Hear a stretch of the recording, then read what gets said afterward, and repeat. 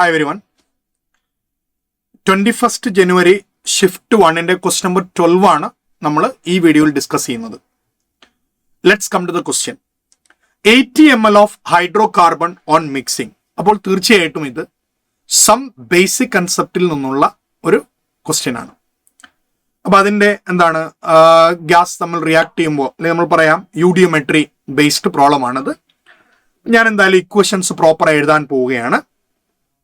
So hydro carbon, അപ്പൊ hydro carbon എന്ന് പറയുമ്പോൾ CxHy. അപ്പൊ hydro carbon reacting with X plus Y/4O2. X plus Y/4O2 gives you X carbon dioxide plus Y/2 H2O. ഇതാണ് നമ്മൾ ഒരു combustion equation പഠിച്ചിട്ടുള്ള general എന്താണ് ഫോർമുല എന്ന് പറയുന്നത്. അപ്പൊ നമ്മൾ ഈ ഫോർമുല വെച്ചിട്ട് മുന്നോട്ട് പോവുകയാണ്. നോക്കണേ, നമ്മൾ എടുത്ത ഹൈഡ്രോ കാർബൺ എത്ര ml? 80 ml ആണ്. അപ്പൊ നമ്മൾ എടുത്തത് 80, അത് കംപ്ലീറ്റ് റിയാക്ട് ചെയ്യുന്നതാണ് പറയുന്നത്. ഓക്കെ, ഏതായാലും റിയാക്ട് ചെയ്ത് 80 mixing with 264 ml of oxygen.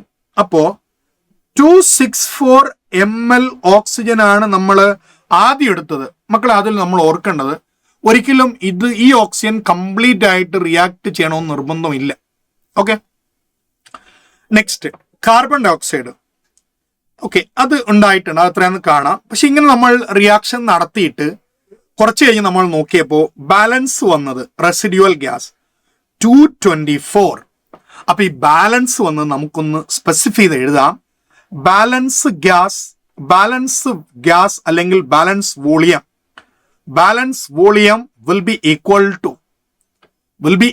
to volume of balance oxygen plus volume of carbon dioxide ആയിരിക്കാം.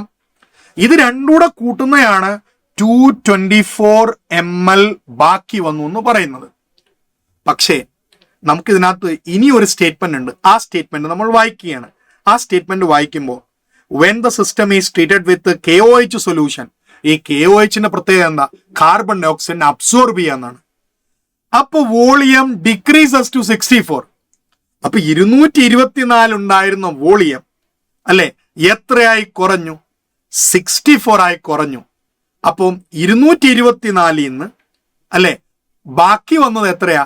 64 ബാക്കി വന്നത്.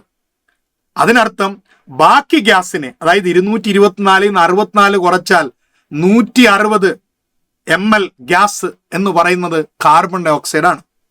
അപ്പൊ നമുക്ക് എഴുതാം ബാലൻസ് വോളിയം 224 ആണ്. ആ 224 കാർബൺ ഡൈ ഓക്സൈഡ് എത്ര അബ്സോർബ് ചെയ്തു നമുക്ക് കാണണമെങ്കിൽ വീണ്ടും ബാക്കി വന്നത് അതാരായിരിക്കണം? ഓക്സിജൻ ആയിരിക്കണം. Plus what we have X.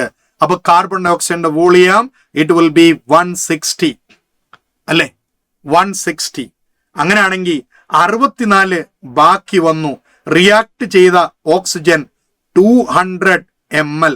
അങ്ങനെയാണെങ്കിൽ ഈ ഇക്വേഷൻ ഒന്നുകൂടെ ഞാൻ താഴേക്ക് വെച്ചിട്ട് പ്രോപ്പറായി എഴുതുകയാണ്. നോക്കൂ, we have CxHy plus X plus Y/4O2 gives you X carbon dioxide. കാരണം വാട്ടർ ഇതിനകത്ത് ഇല്ല എന്ന് ഒരു അല്ലെ ആഫ്റ്റർ കൂളിംഗ് എന്നാണ് പറഞ്ഞേക്കുന്നത്. അപ്പൊ വാട്ടർ ഇല്ല. ഇനി ഇവർ റിയാക്ട് ചെയ്ത സ്റ്റോക്കിയോമെട്രി നോക്കൂ. ആദ്യത്തെ ആള് നമ്മൾ എടുത്തത് 80 ml ആയിരുന്നു.